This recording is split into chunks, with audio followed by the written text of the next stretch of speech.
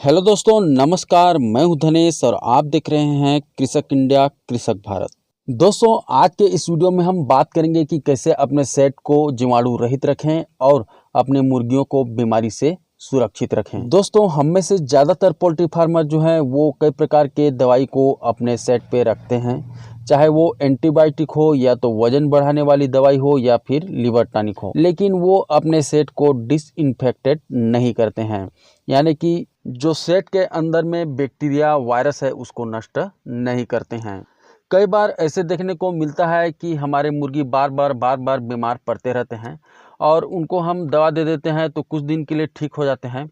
लेकिन 8-10 दिन बाद फिर से वही उन पे बीमारी देखने को मिल जाता है। तो उसका कारण ये होता है कि आपके सेट के अंदर में जो वायरस है वो भगा नहीं है, वो फिर से आपके मुर्गी के ऊपर अटैक कर दे रहा है। तो आपको चाहिए कि आप उस बैक्टीरिया को या वायरस को एकदम जड़ से ख़त्म करें, तभी आपके मुर्गी में वो दोबारा अटैक नहीं करेगा और आपकी मुर्गी बार बार बीमार भी नहीं पड़ेगी। इसके लिए आपको अपने पूरे सेट को डिसइंफेक्टेड करना पड़ेगा और डिसइंफेक्टेड करने के लिए आपको उसमें चूने का छिड़काव करना पड़ेगा या तो फिर फॉर्मेलिन का छिड़काव करना पड़ेगा। फॉर्मेलिन का छिड़काव हम 20% से लेकर के 60% तक कर सकते हैं और जो सेट के सामने जो गड्ढा बना करके पानी का घोल रखते हैं, जो फार्मेलिन का घोल रखते हैं, ताकि कोई भी बाहरी आदमी उसमें अपना पैर डुबा करके अंदर सेट में घुसे,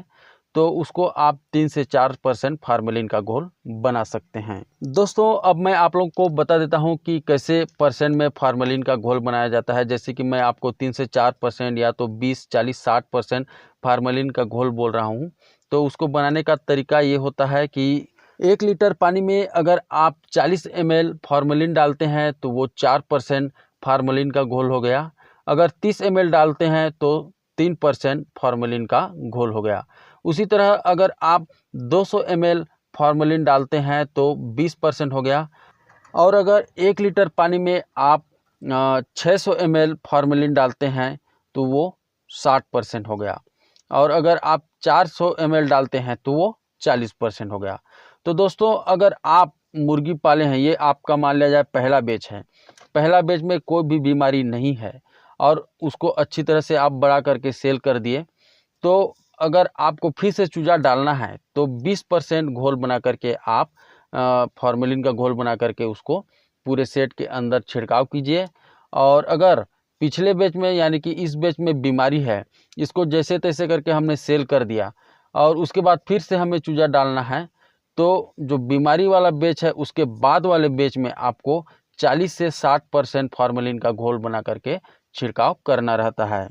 ताकि पिछले बैच में जितने भी वायरस बैक्टीरिया थे वो पूरी तरह से नष्ट हो जाएं और आने वाले जो बैच है उसको कोई इफेक्ट न करें। दोस्तों, अगर आप फार्मेलिन का छिड़काव करते हैं तो आपको सबसे पहले एक मास्क लगाना है, सिर को अच्छी तरह से कपड़े से ढक लेना है, ग्लव्स लगा लेना है, फुल शर्ट पहन लेना है और उसके बाद स्प्रेयर से स्प्रे करना है और स्प्रे करते करते आपको पीछे की ओर आना है, न कि आगे की ओर जाना है, क्योंकि ये जो है बहुत ज़्यादा तेज़ जलन करता है, आँख में बहुत ज़्यादा जलन होता है।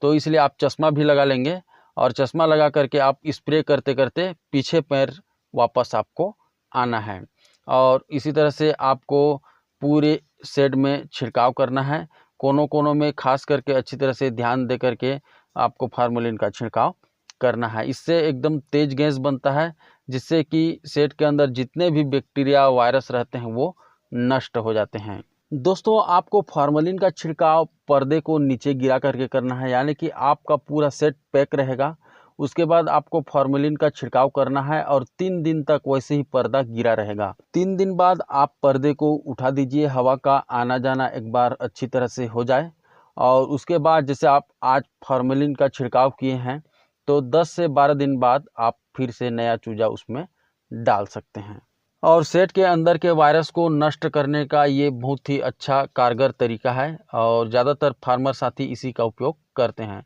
दोस्तों, अगर आप सेट के बाहर के वायरस को भी नष्ट करना चाहते हैं तो एक बार फार्मेलिन का छिड़काव कर दीजिए